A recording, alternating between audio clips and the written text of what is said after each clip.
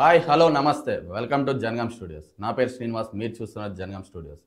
ఈరోజు మన అతిథి వచ్చేసి ఒక వస్తువుని పురాతన వస్తువు అని గుర్తించాలంటే దాని ఇంకా ఎలాంటి అధ్యయనం చేస్తాము, ఆ వస్తువు ఏ కాలం దాన్ని తెలుసుకోవాలంటే ఈరోజు మనతో ఉన్నారు డిస్కవరీ మ్యాన్ రెడ్డి రత్నాకర్ రెడ్డి గారు. నమస్తే సార్. నమస్తే. Welcome to Jangaon studios sir. Thank you. ఎలా ఉన్నారు సార్? ఓ ఫైన్ సార్, మన సబ్స్క్రైబర్లకు మన శ్రోతలకు మీ గురించి ఒక రెండు విషయాలు.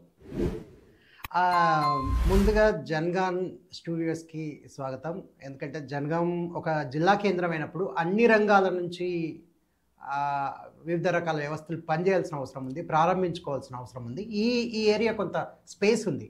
ఆ స్పేస్ను కవర్ చేస్తూ మీరు వెరీ యంగ్ తరంగం మీరు ఒక జనగాం స్టూడియోస్ పెట్టడం చాలా హ్యాపీగా ఉంది. మీరు ఇప్పుడు వచ్చేసి పురావస్తు శాఖలో అంటే డిస్కవర్ చేస్తారు. ఈ రంగంలోకి రావాలని మీకు ప్రేరణ ఎలా కలిగింది సార్? ఇది ఆర్కియలాజికల్ డిస్కవరీ, పురావస్తు పరిశోధన రంగానికి చెందింది. నిజానికి నేను ఎంఏ ఆర్కియాలజీ, బిఏ ఆర్కియాలజీ అట్లా చేయలేదు. ఇదంటే ఒక ఫ్యాషన్ అన్నమాట. సో ఫ్యాషన్తో జనగామకి ఒక చరిత్ర అందించాలా. ఉమ్మడి వరంగల్ ఉన్నప్పుడు వరంగల్ జిల్లా చరిత్ర అంటే కేవలం హన్మకొండ వరంగల్ చరిత్రనే ఉమ్మడి వరంగల్ చరిత్రగా చలామణిలోకి ఉంది. కానీ జనగామ జిల్లా చరిత్ర వరంగల్ జిల్లా చరిత్రలో కనిపించాల. అప్పుడు జనగామకి కూడా ఒక ప్రత్యేకమైన అస్తిత్వం ఉంది, ఒక ఉనికి ఉంది, ఒక చైతన్యం ఉంది, ఒక నాగరికత ఉంది. ఆ క్రమాన్ని అన్వేషించే క్రమంలో ఈ పురావస్తు పరిశోధన అంశంలోకి వెళ్ళిపోయాను అన్నమాట. పిహెచ్డి మీద మీరు ఎంచుకున్న అంశం ఏంటి సార్? నేను అసలు పిహెచ్డి అంశమే కాదు, నేను పిహెచ్డి చేయట్లేదు వీటి మీద. నేను కేవలం ఫ్యాషన్గా మాత్రమే ఈ రంగంలో ఉన్నాను. అయితే సాధారణంగా అంటే ఈ వర్క్ చూసి అందరూ ఆర్కియాలజీలో పిహెచ్డి చేశారు, ఆర్కియాలజీలో ఒక ఎంప్లాయీ అని అనుకుంటున్నారు. అట్లా ఏం లేదు. నా సొంత ఖర్చులతో నేనే ఒంటరిగా వెళ్తూ ఉంటాను. ఇప్పటి వరకు మీరు పరిశీలించిన పురాతన వస్తువులు లేదా శిల్పంలో మీకు గుర్తుండిపోయే శిల్పం గురించి? అట్లా ప్రతిదీ అంటే అది కేవలం జనగామ ప్రాంతానికి కాదు, తెలంగాణకి కాదు, మొత్తం యావత్ భారతదేశానికి కూడా జనగామ కంట్రిబ్యూషన్ ఉంది. అంటే ఫర్ ఎగ్జాంపుల్ సిడితలై అనే ఒక శిల్పం ఉంటుంది. సిడితలై అనే శిల్పము జనగామ జిల్లా లింగాలగనపురం మండలం వనపర్తి గ్రామంలో ఒక శివాలయం ఉంది. ఒక అద్భుతమైన పూలతోట సృష్టించారు ఆ శివాలయం చుట్టూ. కాకతీయుల నాటి గొప్ప దేవాలయం, అద్భుతమైన నంది అక్కడ ఉంటది. ఆ శివాలయం పరిధిలో కొన్ని వీరగల్లులు ఉన్నాయి. వీరగల్లులు అంటే కల్లు అంటే రాయి, వీరులను చెక్కిన శిలలను వీరగల్లులు అంటారు. ఆ వీరగల్లులలో సిడితల అనేది ఒక ప్రత్యేకమైన వర్గం. ఆ వీరగల్లులలో ఆ సిడితల శిల్పంలో ఏం చెప్తుందంటే, ఒక మహిళ శివ సాయుధ్యం పొందడానికి ఆమె తన ప్రాణాన్ని అర్పిస్తుంది. అయితే వీరులందరూ భక్తికి సంబంధించిన వాళ్ళు ఎవరైనా ప్రాణాలు అర్పిస్తారు. కానీ ఇక్కడ ఈ ప్రత్యేకమైన శిల్పం ఏమిటంటే, ఆమె ఒక పీఠం మీద కూర్చుంటుంది. పక్కనే చెరువు ఉంటుంది, వనపర్తి చెరువు. ఆ చెరువులో స్నానం చేసి ఆ పక్కనే శివాలయం ముందు కూర్చొని ఆమె ఒక పీఠం మీద కూర్చుంటుంది. పక్కన ఒక గెడకర్ర అంటే ఒక పెద్ద కంక కర్రను భూమిలో పాతి ఆ కర్రని ఇలా వంచి ఆమె తన జుట్టుతో సిగతో ముడేసుకుంటది. అప్పుడు ఆ కర్ర ఇలా ఉంటది ఆమె నెత్తి మీద, ఇట్లా ఈ జుట్టు ముడి వేసుకుంటుంది. అప్పుడు ఏం చేస్తుంది, తను తన కుడి చేత్తో తనే స్వయంగా నరుక్కుంటుంది. అప్పుడు ఈ మొండెం నుంచి ఈ తల విడిపోయి ఈ కర్ర ఏమొస్తుంది, పైకి లేస్తుంది. ఈ పైకి లేసిన శిల్పము ఆ వనపర్తిలో ఉంది. అంటే ఇప్పటి వరకు ఉన్న రికార్డులలో ఇదే ఇంత అద్భుతమైన శిల్పంగా మనం చెప్పొచ్చు. భారతదేశంలోనే ఇట్లాంటి గొప్ప శిల్పం ఉందని చెప్పొచ్చు, ఓవరాల్గా చెప్పొచ్చు. ఇంకా ఏంటంటే ఇబ్రహీంపూర్లో ఉంటుంది ఒక శిల్పం, అది పండిత గల్లు శిల్పం. అంటే పండితులు మరణిస్తే వారి జ్ఞాపకార్థం వేసిన శిల. బహుశా అది ఏ పాల్కుర్కి సోమననో బొమ్మెరపోతనో అయి ఉండే అవకాశం ఉంది. తల లేదు, ధ్వంసం అయిపోయింది, భూమిలో పాతి ఉంది. ఆ శిల్పాన్ని బయటకు తీసుకొచ్చి ఇప్పుడున్న పాలకుర్తి దేవాలయం ముందు ఒక స్మారక మందిరం ఉంది. ఆ పాల్కుర్కి సోమన స్మారక విగ్రహం దగ్గర ఈ శిల్పాన్ని ఏర్పాటు చేయాల్సిన అవసరం ఉంది. అంటే ఆధ్యాత్మికతకు చరిత్ర జోడిస్తే అది పర్యాటక ప్రాంతం, అదొక గొప్ప శిల్పం ఉంది. ఇంకా ఇట్లా చాలా శిల్పాలు కనిపిస్తాయి ఈ ప్రాంతాల్లో. ఇది మనకి ఎక్కడ జనగామ మండలం జనగామ టౌన్కి సమీపంలో ఎల్లంలా అనే ఒక గ్రామం ఉంటుంది. అవును. ఎల్లంలా అంటే ఎల్లమలై, మలై అంటే కొండ, ఓకే. ఎల్ల అంటే విశాలమైన కొండ కలిగిన ప్రాంతం కాబట్టి అది ఎల్లంలా అనే పేరు వచ్చింది. ఓకే. ఆ ఎల్లమలై అంటే మీకు శబరిమలై గుర్తుకొస్తుంది. అవును. శబరి ఉన్న మలై కొండ అని అయ్యప్ప భక్తులకు ఫేమస్ అనమాట. వాళ్ళక్కడ అయ్యప్పను పూజిస్తారు. అయ్యప్పకు పూర్వ రూపము అయ్యనర్. మనం అవ్వ అప్ప అని ఆడుతాం. అవ్వ అంటే కన్న తల్లి. మరి ఈ అప్ప ఎవరు? అప్ప మనకు లేదు. మన కల్చర్లో అయ్య ఉంది, నాయన ఉన్నాడు, తండ్రి ఉన్నాడు, జనకుడు ఉన్నాడు, పిత ఉన్నాడు, ఇప్పుడు నాన్న డాడీ ఇవి ఉన్నాయి, కానీ అప్ప లేదు. ఈ అప్ప ఎవరు? తమిళనాడు కేరళ కల్చర్. అక్కడి అప్ప అయ్యప్ప. అయ్యనే అక్కడ అప్పగా పిలుస్తారు. ఇంకొకటి, మనం పిల్లలుగా ఉన్నప్పుడు సెలవు కావాలనుకున్నప్పుడు నా మనవి ఏమనగా నాకు ఈ రోజు ఉండడం వల్ల ఒక రోజు సెలవు ఇయ్యగలరు, ఆర్య అని అయ్యా అని ఇట్లా పెడతాం. ఆ అయ్యా అనే పదం మనకుంది. ఈ అయ్యనర్ అనే శిల్పము ఎల్లంల గ్రామంలో ఉంది. అదేంటంటే ఈ ఉమ్మడి తెలుగు రాష్ట్రాలలో ఎక్కడ కూడా అయ్యనర్ శిల్పం లేదు. అది చాలా గొప్ప శిల్పం. ఉమ్మడి ఆంధ్రప్రదేశ్లో అంటే ఒకప్పటి తెలుగు రాష్ట్రాలలో అది మొదటిసారిగా బయటికి ఫోకస్ అయింది. కానీ అట్లాంటి శిల్పమే నేను సూర్యాపేట దాటిన తర్వాత, సూర్యాపేటలో ఒక వాగు వస్తుంది, అది దాటిన తర్వాత పక్కన ఆమనగల్లు అనే ఒక విలేజ్ ఉంటుంది. ఆమనగల్లు మీద ఇదే అయ్యనర్ శిల్పం ఉంది. అది రాష్ట్రకూటుల నాటి శిల్పం. ఎల్లంలలో ఉన్నది కూడా రాష్ట్రకూటులు అంతకు ముందున్న శిల్పం. అంటే మన జనగామ జిల్లాలో అత్యంత ప్రాచీనమైన శిల్పం ఎల్లంలలో ఉంది. ఇట్లాంటి అయ్యనర్ శిల్పమే మనకి ఆమనగల్లులో ఉంది.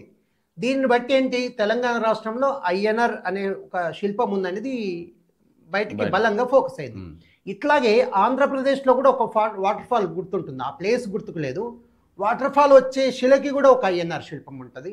ప్రకాశం జిల్లాలో కూడా నేను ఒక శిల్పాన్ని గుర్తించాను, అయ్యనర్ శిల్పం. దీన్ని బట్టి ఉమ్మడి ఒకప్పటి తెలుగు రాష్ట్రాలలో అయ్యనర్ శిల్పం ఉంది అని చెప్పడం, అంటే అది మొత్తానికే లేదు అన్నప్పుడు ఇది మనం బయటకు తీసుకురాగలిగాము. అది ఆ గొప్ప శిల్పం. అంటే మనకి తమిళులకి మధ్య ఒక సంబంధం ఉంది.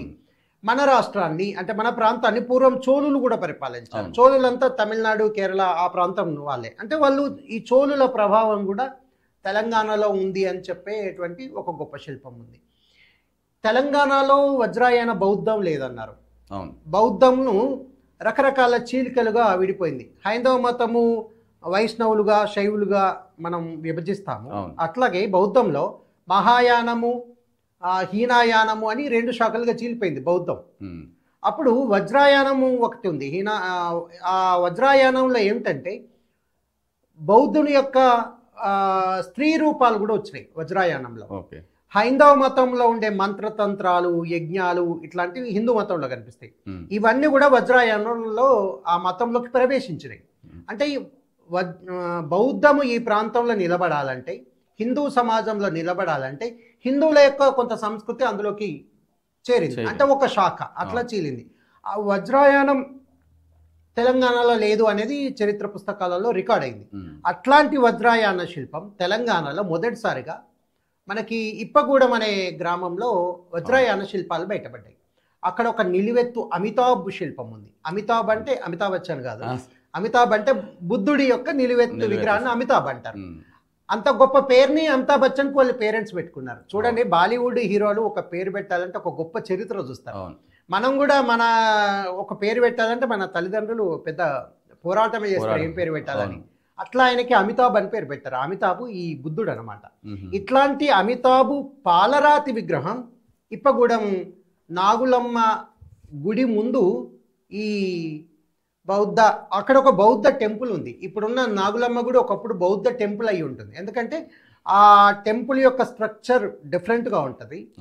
ఆ టెంపుల్ అనేక రకాల మార్పులు చెందింది. మనకి చాలా స్పష్టంగా కనిపిస్తాయి. ఆ శిల్పం కానీ ఆ కన్స్ట్రక్షన్ కానీ మార్పులు చెందినాయి. అందులో ఉండే ఈ బుద్ధుడి శిల్పము, అందులో ఉండే తార శిల్పం, తార ఎంత అద్భుతంగా ఉంటుందంటే యవ్వనంతో ఉన్న ఒక రంభా ఊర్వశి మేనకలు అంట కదా, అంత అద్భుతమైన సౌందర్యంతో ఆ శిల్పాలు ఉంటాయి. వీళ్ళు ఏంటంటే ఆనాటి యువకులని బాగా ఆకర్షించిన శిల్పాలు అనమాట. లేడీ బుద్ధుడిగా, ఆడ బుద్ధులుగా వాళ్ళు అంటారు. అట్లాంటి గొప్ప తారశిల్పము ఇప్పగూడెంలో లభించింది. దీన్ని బట్టి తెలంగాణలో వజ్రాయన బౌద్ధం ఉందని ఒక సాక్ష్యం దొరికింది.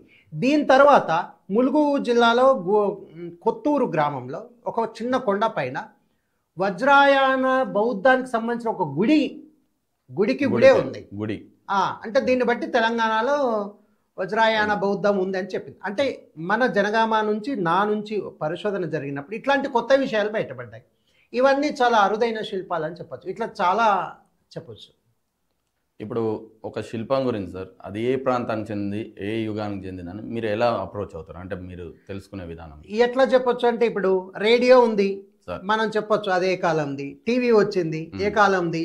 ఇప్పుడు ఫ్లాట్ టీవీ వచ్చింది, ఏ కాలంది. అంటే ఇవి మనకు తెలిసింది, ఇట్లా చెప్పగలుగుతాం. సేమ్ ఇట్లాగే విగ్రహాలను కూడా చెప్పొచ్చు. ఎట్లా అంటే ఒక్కొక్క పీరియడ్ మారుతున్నప్పుడు ఏమైంది, ఆ విగ్రహాల యొక్క అలంకరణలో మార్పులు వస్తాయి. మనకి ఎక్కువ ఆభరణాలు ఉంటే అది రాష్ట్రకూటుల కాలం నాటి శిల్పంగా చెప్పొచ్చు. ఆభరణాలు ఏవీ లేకుండా సింపుల్గా చాలా తక్కువ ఆభరణాలతో చాలా సౌందర్యంగా నునుపుగా చెక్కిన శిల్పాలు అంటే అవి కాకతీయుల నాటివి. అందుకే మీకు రామప్ప శిల్పము, నాగిని శిల్పాలు, ఆ గుడి చుట్టూ ఉండే శిల్పాలు ఏ ఆభరణాలు ఉండవు, కానీ ఎంత చాలా నునుపుగా ఉంటాయి. ఎట్లా అంటే అద్దం యొక్క మెరుపు, అద్దం యొక్క నునుపుదనం ఆ శిల్పాలకు ఉంటుంది. అది అట్లా కాకతీయులేదని చెప్పచ్చు. తర్వాత కాలంలో అంత బ్యూటీ లేదు. ఇక కాకతీయుల తర్వాత వచ్చిన శిల్పాలలో అంత బ్యూటీ ఉండదు. తర్వాత కాకతీయులు ఏంటంటే బ్లాక్ గ్రానైట్ స్టోన్ ఉపయోగించారు. గుడి నిర్మాణానికి సాధారణంగా స్థానికంగా దొరికే ఏ గుట్టలు ఉంటే ఆ గుట్టల రాయి ఉపయోగించారు. కానీ శివలింగాలకి, శిల్పాలకి మాత్రం ప్రత్యేకంగా ఎంపికైన నాణ్యమైన బ్లాక్ గ్రానైట్ స్టోన్ ఉపయోగించారు. కొంత బ్లాక్లో యాష్ కలర్గా కనిపిస్తే అది రాష్ట్రకూటుల పీరియడ్ శిల్పంగా అట్లా చెప్పచ్చు. ఈ దశలు అన్నమాట. మనకి ఎక్కువ శిల్పాలు రాష్ట్రకూటులు, ఆ తర్వాత కాకతీయులవే ఎక్కువగా కనిపిస్తాయి. ఇంకా తర్వాత కాలంలో వచ్చిన మోడర్న్ పీరియడ్ ఇప్పుడు మనం చూస్తున్నాం. యాదగిరిగుట్టలో అంత నగిషి ఉన్న గొప్ప శిల్పం ఏమీ ఉండదు, మిషన్తో చెక్కి పెట్టేశారు. అంటే అట్లా చెప్పొస్తుంది శిల్పాలు ఎప్పటివి అని. ఇప్పుడు మేజర్గా మనం జనగామ ప్రాంతంకి జనగామ అనే పేరు ఎలా వచ్చిందని మీ పరిశోధనల ద్వారా ఎలా తెలుస్తుంది? ఒక అభిప్రాయం అయితే ఉంది సార్, దీన్ని జైన్ గాంవ్ అని క్రమంలో జనగామగా మారింది అనేది ఒక వాదన ఉంది.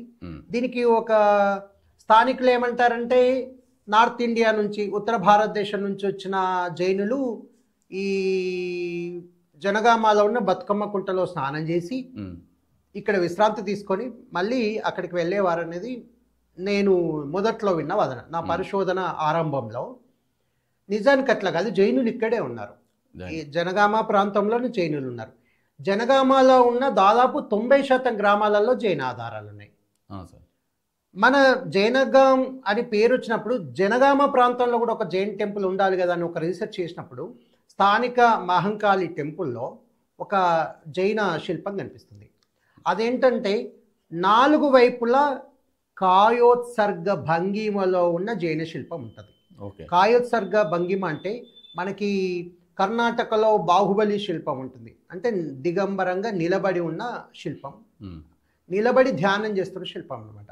అట్లాంటి కాయోత్సర్గ భంగిమలో ఉన్న 4 వైపులా ఉన్న శిల్పం మహంకాళి దేవాలయంలో ఉంది. ఇది జైనుల ఆలయం అని చెప్పడానికి ఒక ఆధారం. అదే మహంకాళి ఆలయం ముందు ఒక పోచమ్మ గుడి ఉంటుంది. ఆ గుడిలో ఆ దేవాలయానికి సంబంధించిన ఒక పీస్, ఒక ముక్క కొబ్బరికాయలు కొట్టడానికి ఉపయోగించారు.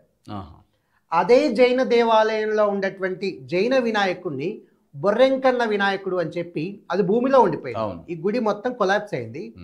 ఆ వినాయకుడి తల పై భాగం కొంచెమే కనిపించేది. తర్వాత ఏం చేసేది, ఇది ఎక్కడేదో నున్నగా ఉంది అని చెప్పేసి పిల్లలు దాని మీద ఎక్కి ఆడుకునేవాళ్ళు. ఆ నున్నటి బండ మీద అది వినాయకుడి యొక్క తల భాగం అనమాట. అది చూసేసరికి పెద్ద వినాయకుడు. దాన్ని తీసి మన కళ్ళ ముందే అది నిర్మాణం చేస్తారు. ఆ రోడ్డుకు అడ్డంగా కనిపిస్తుంది. ఆ బొర్రెంకన్న ఆ వినాయకుడు కూడా జైన వినాయకుడే. ఇట్లాంటి వినాయకుడే మనకు చిన్నపెండ్యాల చిన్నమడూరు, చిన్నపెండియాల చిన్నపడూరు ఒక ఊరు ఉంటుంది. అక్కడ ఆ, ఏంటి, ఒక శిలకి, ఒక పెద్ద బండకి ఈ జైన శిల్పం ఉంటుంది. దాన్ని కూడా బొర్రెంకన్న శిల్పం అని అంటారు. పక్కన జైన స్క్రిప్ట్ ఉంటుంది. అది రాష్ట్రకూటుల నాటిది. అంటే జనగామలో ఇంత గొప్ప ఆలయాలు ఉండేవి. ఇంకొకటి సిద్ధంకి ఉంది. అవును, సిద్ధులు ఉన్న గుట్ట అది. అక్కడ ఒక జైన విద్యాలయం ఉంది. అంటే జైన ఎడ్యుకేషన్ సెంటర్ అది. ఆ గుట్టకి చాలా జైన శిల్పాలు ఉంటాయి. గంటు చిత్రం ఉంటుంది. అంటే బలమైన పదునైన ఒక ఇనుప పనిముట్టుతో గంటు పడేటట్టు, కాటు పడేటట్టు గీసిన ఒక జైన శిల్పం ఉంటుంది. ఇట్లాంటి పెట్రోగ్లిప్ రూపంలో నీకు ఎక్కడ కనిపించదు. తర్వాత అక్కడ ఆ సిద్ధంకి గుట్ట పైన ఒక గొప్ప జైన్ టెంపుల్ ఉంది. దాన్ని మొత్తం ధ్వంసం చేశారు. ఇప్పటికీ అక్కడ కోనేరు ఉంది. ఆ టెంపుల్ పైన, ఆ గుట్ట కింద కూడా ఒక కోనేరు ఉంది. అక్కడ జైన శిల్పాలు ఇంకా పడి ఉన్నాయి. జైన ఆలయాలు ఇంకా ఇప్పటికీ ఉన్నాయి. అక్కడున్న ఒక జైన టెంపుల్ యొక్క పీఠము అది ఇప్పుడు ఆ సిద్ధంకి గ్రామంలో పోచమ్మ గుడికి పోచమ్మను కూర్చుండబెట్టారు ఆ జైన పీఠం మీద. సిద్ధంకి గోపరాజుపల్లి గ్రామంలో కేవ్ పెయింటింగ్స్ ఉంటాయి. అంటే 10,000 ఏళ్ల కిందటి ఆది మానవులు వేసిన గొప్ప చిత్రాలు గోపరాజుపల్లి దేవుడి గుట్టలో ఉంటాయి. ఆ గుట్టలో కూడా దిగంబరంగా ఉన్న జైన చిత్రం ఉంటుంది. అట్లా గుహలలో చాలా అరుదుగా దాన్ని పెట్రోగ్లిప్ అంటారు. అంటే ఒక శిలాన్ పైన పదునైన పనిముట్టుతో ఏర్పరచగా వేసిన చిత్రాన్ని పెట్రోగ్లిప్ అంటారు. పెట్రో అంటే రాయి, గ్లిప్స్ అంటే ఖండాలు, కళాఖండాలు. అట్లా శిలపై గీసిన చిత్రాలను శిలా కళాఖండాలు అంటారు. అట్లాంటి చిత్రం అక్కడ ఉంటుంది. అట్లా మీకు ఈ ప్రాంతం అంతా జైన శిల్పం కనిపిస్తుంది. మొన్న ఎక్కడ వెల్దికి వెళ్ళినప్పుడు ఒక డ్రైనేజీ దాంట్లో పెద్ద జైన విగ్రహం కూర్చుండబెట్టే ఒక పీఠం కనిపించింది. హనుమకొండ మ్యూజియంలో మీదికొండ అనే ఒక గ్రామం ఉంటుంది. ఏది గన్పూర్ స్టేషన్, గన్పూర్ వస్తుంది అనుకుంటా. మీదికొండలో ఒక 5 అడుగుల 6 అడుగుల ఎత్తైన జైన విగ్రహం ఉంటుంది. అది కూర్చున్నట్టుగా అంత పెద్ద శిల్పం ఆ మీదికొండలో ఉంటది. అక్కడ 2 విగ్రహాలు ఉంటాయి. ఆ 2 విగ్రహాలను ఇప్పుడు హనుమకొండ మ్యూజియంలో పెట్టారు. ఇట్లా ఈ ప్రాంతం అంతా జైనమే ఉంది. జైన స్క్రిప్ట్స్ కూడా ఉన్నాయి, శాసనాలు కూడా కనిపిస్తాయి. కాబట్టి ఇది జైనంతో నిండి ఉంది. తర్వాత ఈ ప్రాంతం కొలనుపాకకి చాలా దగ్గర. కొలనుపాక కేంద్రంగా కళ్యాణి చాళుక్యులు కొద్ది కాలం పాలన చేశారు. రాష్ట్రకూటుల కాలంలో ఒక గొప్ప జైన టెంపుల్ ఉండే. తర్వాత కళ్యాణి చాళుక్యుల కాలంలో గొప్ప టెంపుల్ ఉండే. అక్కడ వాళ్ళు జైనంని ఎస్టాబ్లిష్ చేస్తారు. అంటే ఆ పాలకులు జైన మతాన్ని అనుసరించారు. అందుకే కొలనుపాకలో 18 మఠాలు ఉంటాయి. అవన్నీ జైన మఠాలు. మఠము అంటే జైనమే అది. కాబట్టి 18 మఠాలు ఉంటాయి ఇప్పటికే. అది అంటే ఈ ప్రాంతం అంతా జైనంతో నిండిపోయింది. కళ్యంలో ఒక గొప్ప జైన శాసనం ఉంటుంది, జైన శిల్పాలు ఉంటాయి. జనగామ జిల్లా ఉద్యమం జరిగినప్పుడు కళ్యం నుంచి తీసుకొచ్చిన ఒక జైన శిల్పాన్ని మనం జనగామ ఐకాన్గా పెట్టుకున్నాం. ఈ జనగామ ఐకాన్కు కూడా 4 వైపులా వర్ధమాన మహావీరుడు శిల్పం ఉంటుంది. 4 వైపులా ఇట్లా 4 వైపులా ఉండడం చాలా గొప్ప శిల్పాలు అని చెప్పొచ్చు. ఇట్లా అన్ని గ్రామాలలో జైనం ఉంది. అంతెందుకు, కిలాషాపూర్ ఉంది, కోట, సరవాయి పాపన్న నిర్మించిన కోట ఉంది. ఆ కోట గోడలో సజ్జల గుమ్మి అనే ప్రాంతంలో ఒక జైన శాసనం ఉంటుంది. దానిపైన జైన విగ్రహం ఉంటుంది, ఆ జైన శాసనం ఉంటుంది. పైన నిడిగొండ కూడా జైన టెంపుల్ ఉంది. పెద్ద జైన టెంపుల్ నిడిగొండలో ఉంది. ఆ నిడిగొండలో మల్పం అంటే మండపం, ఆ స్థానికులు మల్పం అంటారు. ఆ మల్పం పైకెక్కే చోట ఆ మెట్లుగా ఉపయోగించారు జైన శాసనాలను. అప్పటి శాసనాలు ఇప్పుడు మెట్లుగా వాటిని తీయించండి, ఓ పక్కన నాటండి అంటే ఎవరు సపోర్ట్ చేస్తారు? వీటికి సంబంధించిన కొంచెం ఆసక్తి చాలా తక్కువగా ఉంది. ఇట్లా మనం ఎన్నైనా జైన శాసనాలు చెప్పొచ్చు. చెన్నకేశవాలయంలో, జనగామ ప్రాంతంలో నడిబొడ్డున చెన్నకేశవాలయంలో కొన్ని శ్లోకాలు ఉన్నాయి. ఆ శ్లోకాలని ఆ దేవుడి ప్రార్థించేటప్పుడు, పూజ చేసేటప్పుడు వాడతారు. జైన గ్రామ మందిరస్తే చెన్నకేశవం భజే అనే ఒక మకుటం ఉంటుంది. అంటే ప్రతి 4 పద్యాలకు ఈ కింది లైన్ ఇదే వస్తుంది. జైన గ్రామ మందిరస్తే చెన్నకేశవం భజే. ఇది కూడా అంటే జైన్ గాము రావడానికి ఇన్ని కారణాలు మనం చెప్పొచ్చు. తర్వాత జైన అనే ఇంటి పేరు ఉన్న వాళ్ళు ఈ ప్రాంతంలో ఉన్నారు. సో మనం అందరం చాలా మంది ఈ ప్రాంతంలో ఉన్న వాళ్ళంతా జైనులే ఒకప్పుడు. ఇప్పుడు పురాతన శిల్పాలు ఉన్నాయి కదా సార్, వాటి ద్వారా అంటే మన పూర్వీకులు వాళ్ళ జీవన శైలి గురించి మీరు ఎలా చెప్పగలరు? అది ఆది మానవుల కాలం ఒక స్వర్గం సార్. వాళ్ళకి టెన్షన్సే లేవు. ఉమ్, ఒక జంతువు వేటాడితే ఉమ్, అది ఇంకా వాళ్ళకి ఏం పని లేదు, తిని కూర్చోవడమే. అంతే. అయితే విశ్రాంతి సమయము మానవ మెదళ్లను ఖాళీగా ఉంచదు. సార్. ఆ మేధస్సు ఏదో చేయాలనే ఆలోచనలో పుట్టి ఆ మానవుడు ఏం చేశాడు, ఆటలు ఆడాడు, పాటలు పాడాడు, సంగీత శీలలు ఉంటే వాటిని మీటిండు, సార్. చిత్రాలు వేశాడు. ఇప్పుడు కొత్తగా డిస్కవరీ సిరీస్ ఒకటి నేను చేస్తున్నాను 30 రోజులు. ఈ 16 మైల్ ఏనే జనగామ జిల్లా సిద్దిపేట జిల్లా సరిహద్దులను కలుపుకొని 2 జిల్లాల మధ్యలో 16 మైల్ ఏనే ఉంటుంది. 16 అంటే 16, జనగామకు 16 మైళ్ళ దూరంలో ఉంది. ఆ ఏనే ఇప్పుడు వీరన్నపేట, విఎస్ఎన్ఆర్ నగర్, చుంచనకోట ఈ గ్రామాల పరిధిలో డిస్కవర్ చేస్తున్నా. అనేక ఎద్దుల చిత్రాలు, అనేక జింకల చిత్రాలు ఇప్పుడు ఉన్నాయి. ఇంకా కొనసాగుతోంది. ఇప్పుడు మన ఇంటర్వ్యూ అయిపోతే మళ్ళీ అక్కడికే వెళ్ళడమే. బ్యూటిఫుల్ అనమాట. ఒక 10,000 ఏళ్ల కిందటి మానవులు ఈ ప్రాంతంలో జీవించారు. ఆ ఏనె పొడవున సుమారుగా ఒక 30 కిలోమీటర్లు ఉండొచ్చేమో. ఏనె పొడవున అద్భుతమైన చిత్రాలు ఉంటాయి. ఆది మానవులు మీటిన సంగీతం వాయించిన గుర్తులు ఉంటాయి. అదొక స్వర్గం అని చెప్పొచ్చు. వాళ్ళు ఏం చేశారు, 10,000 ఏళ్ళప్పుడు కొండ గుహల్లో జీవించారు. 5,000 ఏళ్ళకు వచ్చేసరికి కొండ దిగువన బెడ్ రాక్ ఉంటుంది, అంటే పరుబండల మీద జీవించారు. ఆ 5,000 తర్వాత ఏం చేశారు, 3,000 ఏళ్ళ కిందటికి వచ్చేసరికి కరెక్ట్గా ఇంకా భూమి మీదకి వచ్చేసారు. అందుకే జనగామ ప్రాంతంలో 5,000 ఏళ్ళ కిందటి బిఫోర్ కామన్ ఎరా, అంటే క్రీస్తు పూర్వము, బిఫోర్ కామన్ ఎరా 5,000 ఏళ్ళ కిందటి ఈ గ్రామాలన్నీ పుట్టినాయి. అందుకే ప్రతి కొండ దగ్గర ఒక పాటిగడ్డ ఉంటుంది. పాటి అంటే పాడుబడిన ఊరు. అది ఎప్పటిది అంటే చరిత్ర పూర్వ యుగానికి చెందింది. అంటే క్రీస్తు పూర్వం 1వ శతాబ్దం నుంచి ముందుది. అదంతా చరిత్ర పూర్వమే. లిపి అర్థం కాదనమాట. ఆ ప్రాంతం అంతా చరిత్ర పూర్వ యుగం. జనగామలో ఉన్న అన్ని గ్రామాలు చరిత్ర పూర్వ యుగానికి చెందిన గ్రామాలు, అప్పుడే పుట్టినాయి. కాకతీయుల కాలంలో ఆ గుట్టల దగ్గర నుంచి ఊర్లు ఇలా మారినాయి. అయితే ఆదిమానవుల జీవితం ఇంకెట్లా ఉండే అంటే, వాళ్ళు ఏం చేశారు, 5,000 ఏళ్ల కిందటే పశువులను పెంచారు. ఎట్లా పెంచారు, మీకు మహాభారత కథలో ఆవులను కాపాడుకునే యుద్ధం ఒకటి జరుగుతుంది. అట్లా వాళ్ళు పశువుల మందలను గుంపులుగా పెంచారు. అందుకని మీకు 16 మైల్ ఏనే మీద పశువుల మందలను కాపాడుకునే 2 వీరుల విగ్రహాలు, వీరుల చిత్రాలు ఉంటాయి. అవి చాలా రేర్. అట్లాంటి అరుదైన చిత్రాలు మన జనగామ ప్రాంత సొంతం. వాళ్ళు ఏం చేశారు, ఆ పశువుల మందల్ని కాపాడుకునే క్రమంలో వాళ్ళు మరణించి ఉంటారు. ఆ 2 వీరులు గుర్రం మీద ఉంటారు, కింద సైనికులు ఉంటారు కత్తి డాల్ పట్టుకొని. ఇది చరిత్ర పూర్వ యుగానికి చెందిన తెలంగాణకు మన జనగామ అందిస్తున్న ఒక గొప్ప చారిత్రక అధ్యాయం ఆ చిత్రం. అంటే తర్వాత వాళ్ళు చేపలు పట్టడం నేర్చుకున్నారు, నదులను ఈదడం నేర్చుకున్నారు, బుట్టలు అల్లడం నేర్చుకున్నారు, అల్లికలు నేర్చుకున్నారు, ఆయుధాలు తయారు చేసుకున్నారు, రాతి పనిముట్లు తయారు చేసుకున్నారు. సార్, యువత ఈ రంగంలోకి రావాలంటే ఏం చేయాలంటారు? అంటే ఇప్పుడు మీరు పరిశోధన మీద ఇంతగానం చేస్తారు, యువత ఈ రంగం మీద ఆసక్తి చూపించాలంటే ఏం చేయాలి?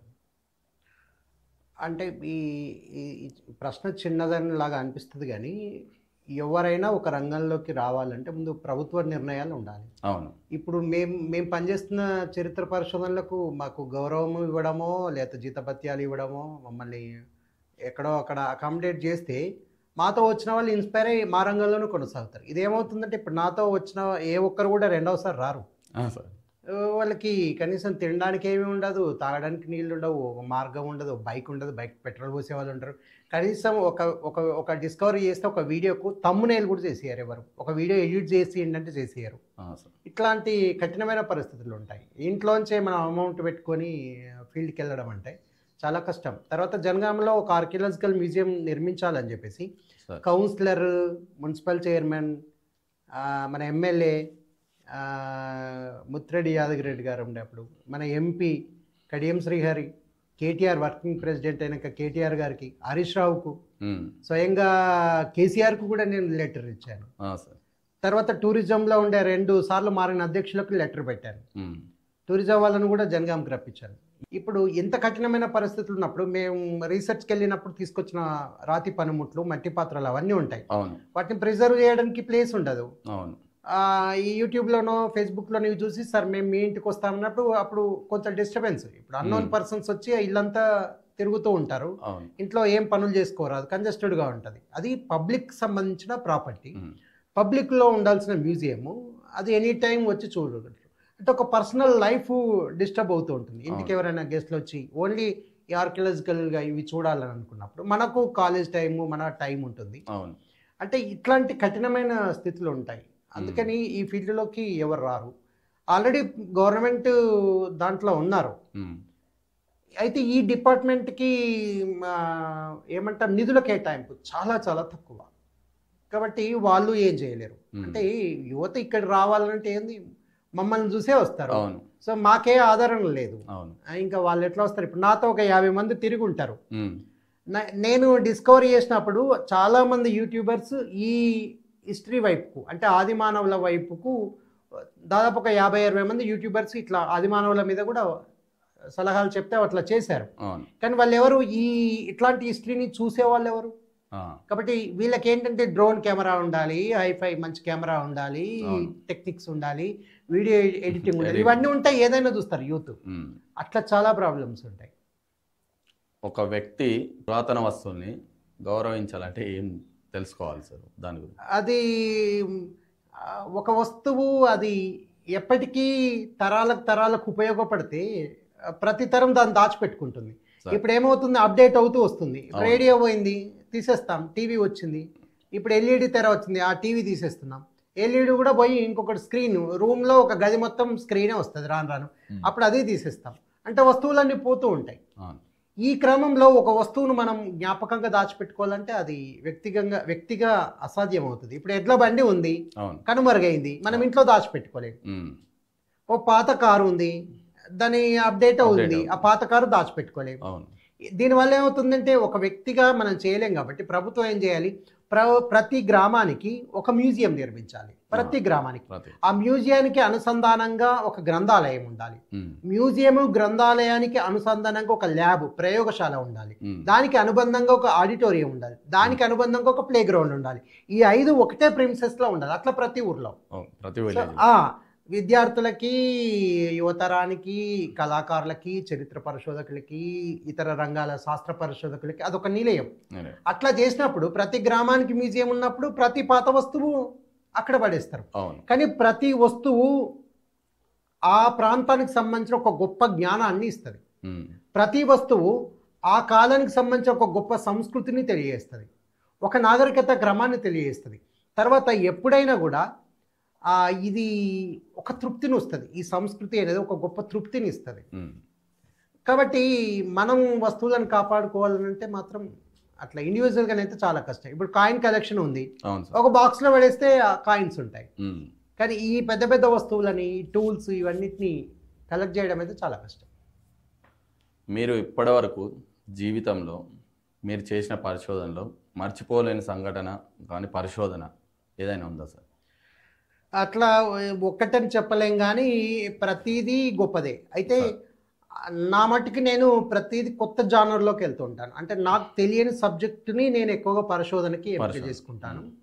నేను పూర్తిగా నాకు ఆది మానవులకు సంబంధించిన నా దగ్గర సమాచారం లేదు. అట్లా నంబర్ ఆఫ్ చాలా ప్రాంతాలు, జనగామలో 100% గ్రామాలు ఆది మానవుల ఆధారాలు లభించిన, ఆది మానవుల ఆధారాలను రికార్డు చేసిన భారతదేశంలో తొలి జిల్లా జనగామ జిల్లా. అట్లా ప్రతి ఊరికి వెళ్ళినప్పుడు ఒక ఎగ్జైట్మెంట్, అరే నేను ఈ ఊర్లో కూడా ఒక ఆది మానవుల చారిత్రక ఆధారాలను కనుగొన్నాను. సుమారుగా ఒక 50 మెన్హిర్స్ నిలువురాళ్ళు ఉంటాయి. సమాధులకు గుర్తుగా లేదా రకరకాల సింబాలిక్గా నిలువురాళ్ళు పాతారు. అట్లా ప్రతి ఊర్లో నిలువురాయి చూసినప్పుడు ఒక అద్భుతమే. కొడవటూరులో లా తోట అని ఒకటి ఉంటుంది. లా తోట అంటే రాళ్ల తోట. కొన్ని వందల రాళ్ళు, 1000కి పైగా రాళ్ళు ఒక మామిడి తోట పెట్టినట్టుగా ఉంటాయి. అది చాలా అరుదు. మనకి భారతదేశంలో అంతటి నిలువుగా పాతిన రాళ్ళ వరుసలు ఉంటాయి, కానీ ఇవి పెద్ద పెద్ద గుండ్లు. అవి ఇక్కడ 1000కి పైగా రాళ్ళు వరుసలుగా ఉన్నాయి. ఆ లా తోట మీద నేను అక్కడ పాత్రికేయ మిత్రుల్ని, ఆ ఊరి వాళ్ళను, వృద్ధులని చూసిర్రు, కానీ ఎవరు ఫోటో తీయలేదు, వీడియో తీయలేదు. పేపర్లో కూడా ఎప్పుడు ఆ చిత్రం, ఆ రాళ్ళ తోటని ఫోటోగా వేయలేదు. ఎందుకు వేయలేదంటే ఆ రాళ్ళ మీద అంతా చెట్లు పొదలు ఎప్పుడు పెరిగేవి కాబట్టి ఫోటో కూడా రాకపోతుంది. ఎవరు ఫోటో వేయరు, కానీ ప్రతి సంవత్సరం కొడవటూరు సిద్ధలగుట్ట జాతర అప్పుడు ఈ లా తోట మీద వేస్తారు. నేను ఆ లా తోట ఫైండింగ్ చేశాను, ఆ శిలలన్నీ ఫైండింగ్ చేశాను, ఒక కందుక వేసి ఆ రాళ్ళని తోడిచ్చారు. అంటే ఇట్లా నేను ప్రతి అంశమే. ఇప్పుడు పాండవుల గుట్ట వెళ్ళాను, అందరూ కోతి కోతి అంటారు, అది ఏం కోతి? అది ఒక కొండెంగ. అది ఆడ జాతికి చెందిన కొండెంగ. మంగూస్ డీర్ అని ఒకటి కనుక్కున్నాను. మంగూస్ డీర్ అంటే మూషిక జింక. అదేదో విచిత్రమైన జంతువు అని అనుకున్నారు. నేను కొత్తగా అది ఫైండ్ అవుట్ చేశాను. అక్కడ ఒక జింక ఉంది, అది రెయిన్ డీర్ అని నేను ఐడెంటిఫై చేయగలిగాను. పనిగిరి వెళ్ళాను. కొన్ని వందల సంవత్సరాలుగా పనిగిరి మనుగడలో ఉంది. అనేక మంది చరిత్ర పరిశోధకులు పనిగిరికి వెళ్ళారు. పనిగిరి కేవలం ఇంత చిన్న చిత్రమే ఉంటుంది, అంటే 2 ఇంచుల చిన్న చిత్రం ఉంటుంది. అంటే ఒక కొత్త సీన్, ఒక కొత్త దృశ్యము, ఒక కొత్త విషయము ఫైండింగ్ చేసినప్పుడు అది ఒక గొప్ప తృప్తిగా కనిపిస్తుంది. వేములవాడ భీమేశ్వర ఆలయం వెళ్ళాను. 30 రోజులు ఒక డిస్కవరీ ఛాలెంజ్గా చేశాను. అన్ని గొప్ప గొప్ప విషయాలు అందులో చూసాం. దశావతారాలలో బుద్ధుడు ఉంటాడు, కానీ వేములవాడ భీమేశ్వర ఆలయము దశావతారాలలో బుద్ధుడికి బదులుగా జైన తీర్థంకరుని పెట్టారు అక్కడ వేములవాడలో. అది ఒక గొప్ప సంఘటన. ఇట్లా ఇప్పుడు రింగింగ్ రాక్స్ పైన చేస్తున్నాను, సంగీతం వినిపించే శిలల పైన పరిశోధన చేస్తున్నాను.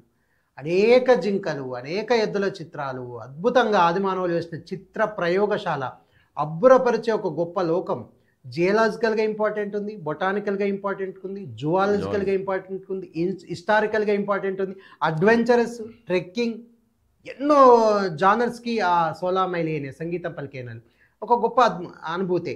ఇప్పుడు ఇట్లా చెప్పాను కదా, అయ్యనార్ శిల్పం కనుక్కోవడం ఒక గొప్ప అనుభూతి, పండితగల్లు శిల్పం ఒక గొప్ప అనుభూతి, వజ్రాయన బౌద్ధం తారల విగ్రహాలు ఉన్నాయని కనుక్కోవడం ఒక గొప్ప అనుభూతి. తర్వాత భారతదేశంలోనే అత్యంత మానవాకృత శిల్పం ఉంది వడ్లకొండ సుందరయ్య నగర్లో. సుమారుగా ఒక ఈత చెట్టు కంటే పెద్దది, మానవాకృతి చెక్కిన, అంటే అవుట్లైన్ చెక్కిన ఒక గొప్ప ఆది మానవులు చెక్కిన తొలి శిల్పం అది. అది భారతదేశంలో అత్యంత ఎత్తైనది. అదొకటి కనుక్కున్నాం.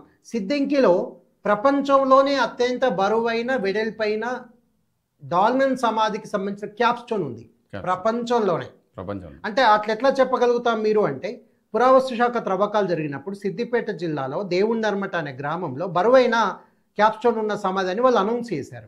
నేను దేవుణ్ణి నర్మట వెళ్ళాను, ఆ సమాధి చూశాను. దానికంటే పెద్దది సిద్దంకిలో ఉంది. ఆ డాల్మెన్ అంటే టేబుల్ వంటి నిర్మాణం. ఆది మానవుల సమాధులలో అనేక రకాలు ఉంటాయి, ఇవి టేబుల్ వంటి నిర్మాణం. దానిపైన ఒక క్యాప్స్టోన్ పెడతారు. ఆ క్యాప్స్టోన్ చాలా బరువైంది, హ్యూగ్, చాలా ఎత్తైంది, చాలా పెద్దది. అంత పెద్ద క్యాప్స్టోన్ సిద్దంకిలో ఉంది. అంటే ఇట్లా ఎన్నని చెప్తాం, చాలా. సార్, ఇప్పుడు ఒక వస్తువు పురాతనమైనదని మనం అనాలంటే అది ఎన్ని సంవత్సరాలు అయి ఉండాలి? కనీసం 100 సంవత్సరాలు. 100 సంవత్సరాలు ఏదైనా అది పురావస్తు శాస్త్రంలోకి వెళ్ళిపోతుంది. 99 ఏళ్ళు అయితే కాదు, 100 ఏళ్ళు ఒక క్రైటీరియా అనమాట. సో ఇప్పుడు బ్రిటిష్ వాళ్ళ కాలంలో ఉన్నాయన్నీ పురావస్తు పరిధిలోకి వస్తాయి. అట్లా ఈ రంగంలో మీరు వ్యక్తిగతంగా ఇప్పటి వరకు, అంటే ఇంత ముందుకి మీకున్న ప్రొఫెషన్కి దీనికి వచ్చాక మార్పు అనేది ఎలా పడుతుంది? నాకైతే ఒక అంతులేని దాహం, కొత్త విషయాలు తెలుసుకోవాలన్నా మొదటి నుంచి ఉంది. కాకపోతే నేను అకాడమిక్గా చాలా వీక్ అనమాట. అంటే ఏమంటాం, అకాడమిక్ అంటే ఈ 10th ఇంటర్ డిగ్రీ ఉన్నాయి కదా, అందులో నాకేం సబ్జెక్ట్ లేదు, నాకేం రాలేదు. అప్పటికి టీచర్స్ ఎవరు లేకుండ్రి మా కాలంలో. ఆ టైంలో నేను ఓపెన్ యూనివర్సిటీ డిగ్రీ చేశాను. ఫస్ట్ టైం నేను చదవడం మొదలుపెట్టింది డిగ్రీ ఓపెన్ యూనివర్సిటీలోనే. అక్కడ నుంచి జ్ఞానాన్ని అసలు చదివే కొద్దీ ఒక గొప్ప ఆనందం అయ్యేది. నేను రోజుల తరబడి చదివాను. కాకతీయ యూనివర్సిటీలో పీజీ చేసినప్పుడు యూనివర్సిటీ లైబ్రరీలో ఒక 7-8 పుస్తకాలు నిలబడే చదివేది.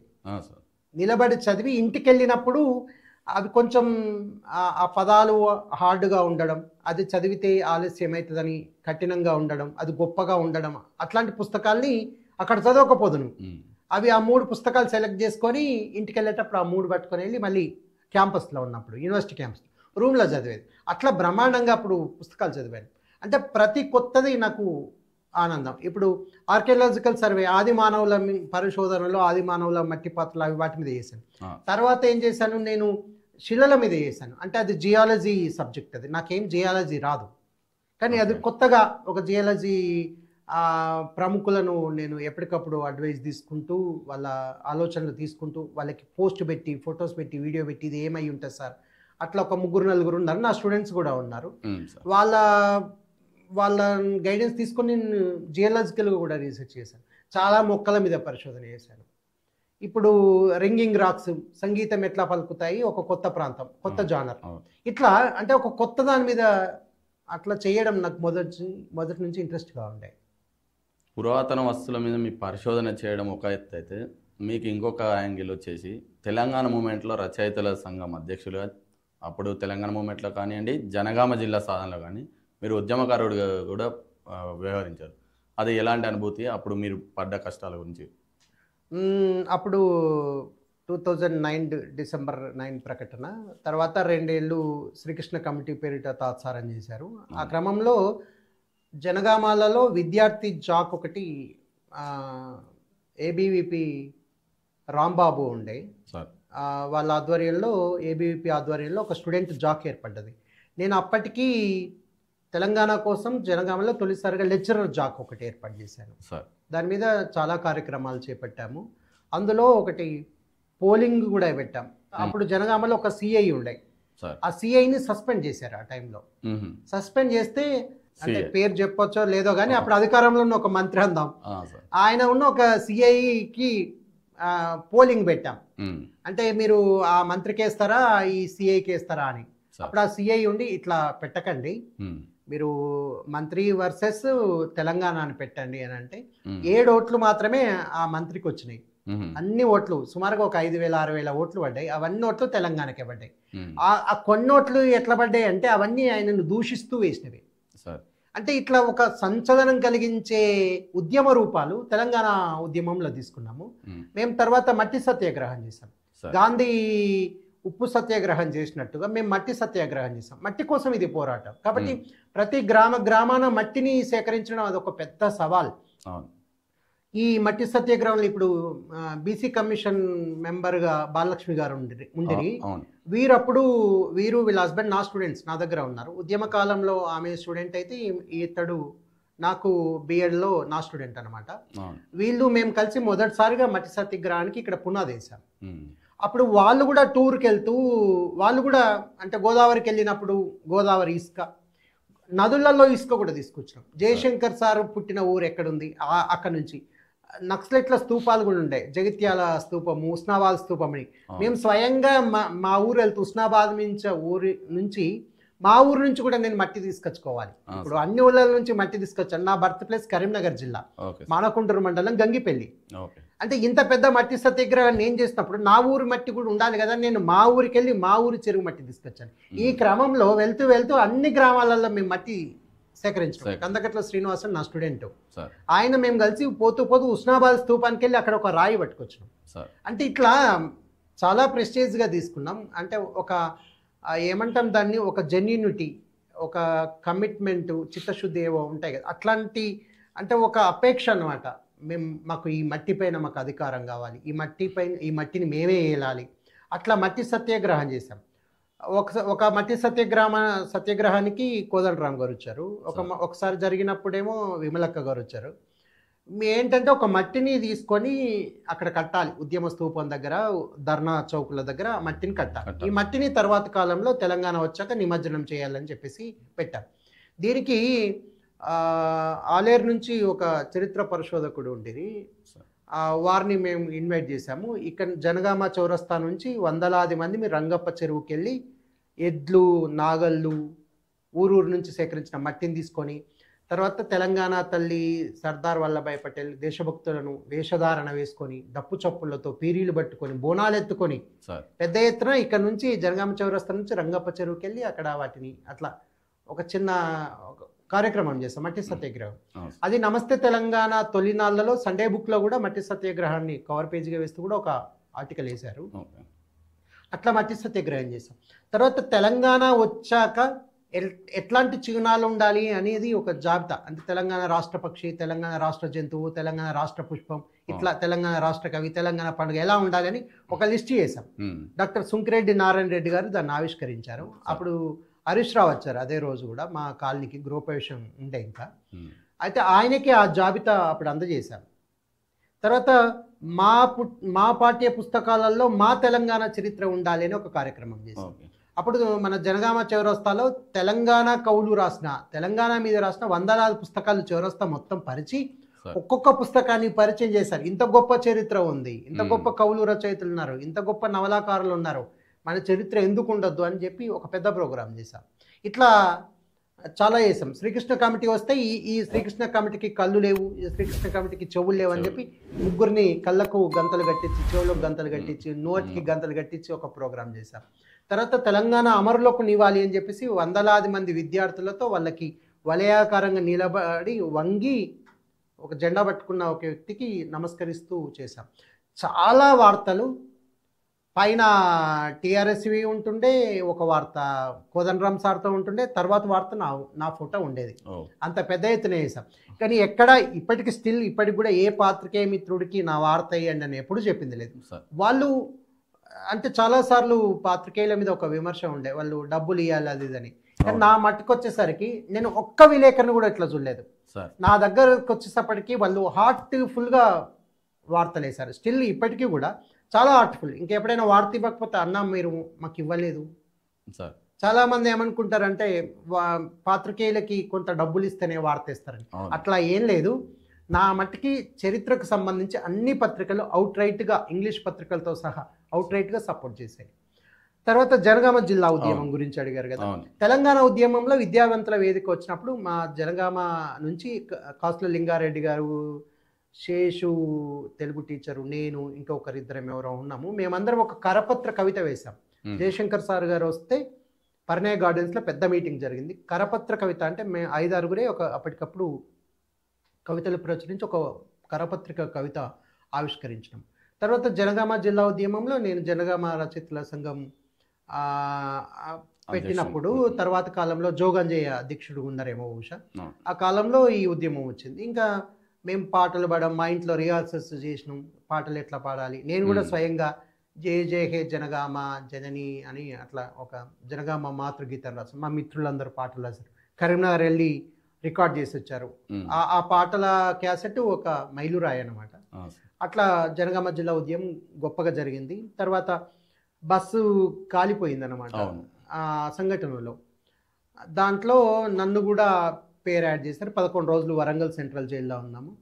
తర్వాత నేను ఆ 11 రోజులు సెంట్రల్ జైల్లో ఉన్నప్పుడు నా జీవితం, జైలు జీవితం ఎట్లా ఉండే అనేది కూడా నేను ఒక డైరీ కూడా రాశాను. బహుశా ముందు ముందు జనగామ జిల్లా జైలు కథలు, ఉద్యమకారుల జైలు అనుభవాలు అనే ఒక పుస్తకం ముందు ముందు రావచ్చు. అట్లా చాలా అనుభవాలు ఉన్నాయి జిల్లా ఉద్యమంలో. ఇప్పుడు మీరు చెప్పారు కదా సార్ బుక్స్ రాశామని, ఇప్పటివరకు మీరు రాసిన బుక్స్ ఏమైనా ఉన్నాయి? ఒకటి నా మొదటి వచన కవితల పుస్తకం పాలపిట్ట సార్. తర్వాత అదే పేరు మీద గోరెటెంకన్న పాలపిట్ట పాటల పుస్తకం వచ్చింది. అదే పేరు మీద ఒక మ్యాగజైన్ కూడా పాలపిట్ట ఉంది. మొదటి పుస్తకం నాదే పాలపిట్ట. ఆ పుస్తకాన్ని కరీంనగర్ జిల్లా ఎలగందుల కిలా పైన ఎగరేశారు. అంటే కవులు రచయితలకి చరిత్ర తెలవాలి, కవులు రచయితలు చారిత్రక పర్యటనలు చెయ్యాలి. ఆ ఉద్దేశం కొద్దీ అప్పుడు నందిని సిద్ధారెడ్డి, దేశపతి శ్రీనివాసు, ఆ తర్వాత నలిమెల భాస్కర్ సార్, ఇట్లా అప్పుడు చాలా ప్రముఖులు ఆ పుస్తకాన్ని ఎలగందుల కిలా పైన ఆవిష్కరించడం పాలపిట్ట. రెండవ పుస్తకము వానకోయిల. ఈ వానకోయిల పుస్తకాన్ని తుర్రే బాజ్ ఖాన్ స్టాచ్యూ హైదరాబాద్లో ఉంటుంది. ఈ తుర్రే బాజ్ ఖాన్ ఎవరంటే నువ్వేమన్నా తురుంఖాన్ వారా అని తెలంగాణలో ఒక పదం. అంటే ఒక గొప్ప వీరత్వానికి పోరాట ప్రతీక ఆయన తుర్రే బాజ్ ఖాన్. ఆయన స్మారక చిహ్నము మహిళా ఉమెన్స్ డిగ్రీ కాలేజ్ దగ్గర ఉంటుంది. ఒక స్తూపం, 4 ఏనుగుల పైన ఒక స్తూపం ఉంటుంది. అక్కడ నా రెండవ పుస్తకం ఆవిష్కరించుకున్నాం. అంటే ఒక చారిత్రక ఉద్యమ నేపథ్యం ఉన్న ప్రాంతం అని. ఇంకా మూడవ పుస్తకం బమ్మెరను దర్శించు పదములు అని. అది మొత్తము తాటి ఆకుల మీదనే రాద్దామని ఒక ప్రయత్నం చేశాం. అప్పుడు దీనికి జయధీర్ తిరుమలరావు గారు ఒక గంటం కూడా ఇచ్చారు. అది మల్లినాథ సూరి అనే ఒక ప్రముఖ కవి రాసిన గంటాన్ని ఆయన ఇంకొకటి దానిలాగానే ఇంకొక తయారు చేసింది, దాన్ని నాకు గిఫ్ట్గా ఇచ్చాడు. అది ఇప్పటికీ భద్రంగా ఉంది. నాకు ఒక విలువైన బహుమతి ఆయన నుంచి వచ్చింది. అయితే దాంతో రాశారు. ఆయన చాలామంది తాటి ఆకుల మీద రాసే వాళ్ళ నంబర్లు ఇచ్చారు. వాళ్ళని వెళ్ళి కలిసాను. తాటి ఆకుల మీద ఎవ్వరూ రాసేవాళ్ళు లేరు, అయిపోయింది ఆ లిపి.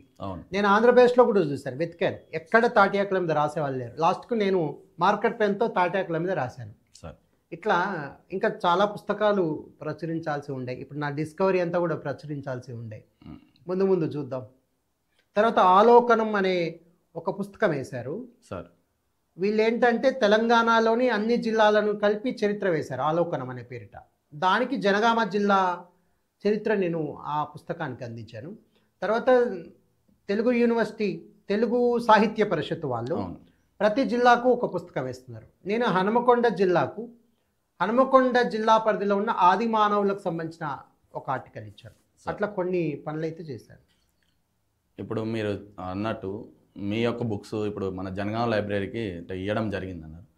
ఎలాంటి బుక్స్ ఇచ్చారు సార్? అంటే అక్కడ అంటే నా దగ్గర పోయిటరీ సాహిత్య పుస్తకాలు చాలా ఉన్నాయి. సార్ అది ఏమైంది, ఇరుకైన ఇల్లు అవ్వడం, మెయింటెనెన్స్ అవ్వడం చాలా ఇబ్బంది అయింది. తర్వాత డిస్కవరీ చేస్తున్నా కాబట్టి హిస్టరీ బుక్స్ వచ్చి చేరినాయి. ఓకే. అప్పుడు నేనంతా పోయిటరీ చాలా దూరంగా జరుగుతూ వచ్చిన పోయిటరీ వాతావరణం, ఒక సీరియస్ పోయిటరీ వాతావరణం ఇక్కడ లేదు మనకి జనగాంలో. సార్ ఇంకా హైదరాబాదు అట్లాంటి వాటికి వెళ్ళే స్కోప్ లేదు. చాలా తిరిగాను నేను, విజయవాడ హైదరాబాద్ అయితే చాలాసార్లు వెళ్ళాను కేవలం సాహిత్య సభలకే. ఇంకా నేను మళ్ళీ డిస్కవరీకి వచ్చాను. ఈ రంగం చాలా స్పేస్ ఉంది. అంటే ఆర్కియాలజికల్ రీసెర్చ్లో స్పేస్ ఎక్కువ ఉంది. అంటే ఇక్కడ ఈ రంగంలో ఎవరు కనిపించరు. పోయిటరీ అంటే మీకు వందలాది మంది కనిపిస్తారు. జనగామ జిల్లాలో ప్రపంచ మహాసభలు జరిగినప్పుడు 200 మంది పేర్లు ఇచ్చారు. నేను అప్పుడు రాష్ట్ర స్థాయి ఆ సభకి ఒక కన్వీనర్గా నేను అక్కడికి వెళ్ళిన. ఇక్కడ లోకల్ వాళ్ళకి ఇచ్చాను అనమాట. సుమారుగా 150 నుంచి 200 మంది కవులు పేర్లు ఇచ్చుకున్నారు. అంటే చాలా ఉంటుంది ఇక్కడ. సరే సీరియస్ నాన్ సీరియస్ మొత్తానికైతే పోయిటరీ రాయగలిగే వాళ్ళు ఉన్నారు ఇక్కడ. కానీ ఈ డిస్కవరీలో తెలంగాణలోనే చాలా తక్కువ, వేళ్ల మీద లెక్క పెట్టే వ్యక్తులే ఉంటారు. తర్వాత నేను మరీ ఇంత రెగ్యులర్గా ఉండడం అయితే నేనే. అందుకే ఒక కరెంట్ అఫైర్ సోషల్ మీడియా వాళ్ళు ఇండియాలో టాప్ మోస్ట్ ఆర్కియాలజిస్ట్ అని నాకు ఇచ్చారు. Super sir. అంటే నేను అడిగాను, నేను ఇది నమ్మడానికి లేదు, ఎందుకంటే నేను అంత కాదు కదా అంటే, లేదు కమిట్మెంటు, ఫీల్డ్ వర్క్, కంటిన్యూటీ, ఈ 3 అంటే ప్రతిరోజు ఆర్కియాలజికల్ డిస్కవరీలో ఉండడం, అది నాన్ స్టాప్గా ఉండడం, ఆ కోణంలోంచి నన్ను ఇండియాలో టాప్ 1 ఆర్కియాలజిస్ట్గా, ప్యాషనేట్ ఆర్కియాలజిస్ట్ అట్లా నాకు వాళ్ళు అనడం అదొక కితాబ్. సార్ ఇప్పుడు ప్రపంచంలో 7 వింతలు అంటాము, భారతదేశంలో 7 వింతలు అంటాము. మన జనగామ జిల్లాకు 7 వింతలు అంటే ఏం చెప్పగలరు? జనగామలో ప్రాచీన 7 వింతలు అంటే ఇప్పుడు జనగామకి 16 మైళ్ళ దూరంలో ఉన్న సోలామైలియనే, అది 10,000 ఏళ్ల నుంచి క్రీస్తుపూర్వం 6,000 ఏళ్ల మధ్యలో ఉండే జింకల చిత్రాలు, యాంటీలోప్స్, ఎద్దుల చిత్రాలు ఉన్నాయి. ఏ సంగీత శిలను మిట్టినా సంగీతం వస్తుంది, అదొకటి ఉంది. వడ్లకొండ సుందరయ్య నగర్లో ప్రపంచంలో భారతదేశంలో అత్యంత ఎత్తైన మానవాకృత శిల్పం ఉంది. గబ్బెట్టగుట్ట పైన నరసింహస్వామి బంగారు మంచం అంటారు, అది డోల్మెన్ బరియల్. తర్వాత రామచంద్రపూర్, బచ్చనపేట మండలి రామచంద్రపూర్లో అతిపెద్ద ఆకాశి గూళ్ళు ఉన్న సైట్ ఉంది. గోవర్ధనగిరిలో రోళ్లమదిరి అనే ప్రాంతం నవీన శిలాయుగపు ప్రాంతానికి చరిత్ర. లింగంపల్లిలో పొయ్యిరాళ్ళు అనేది ఉంటుంది, భారీ శిలతో నిర్మించబడ్డది. సిద్దంకిలో అతిపెద్ద డాల్మెన్ బరియల్ క్యాప్ ఉంది. ఇవన్నీ కూడా జనగామ 7 వింతలు అని చెప్పొచ్చు. మీ అబ్బాయికి రైతు అని పేరు పెట్టాడు సార్, ఆ పేరు పెట్టడానికి కారణం? మాది ప్రధానంగా వ్యవసాయక కుటుంబము. మా తాత నాన్న మేమంతా రైతుల కుటుంబాలే. రైతుల ఆత్మహత్యలు ప్రతిరోజు పేపర్లో చూస్తుంటాం. రైతుల ఆత్మహత్యలు నివారించాలని చెప్పి రైతు అని పేరు పెట్టుకున్నాము.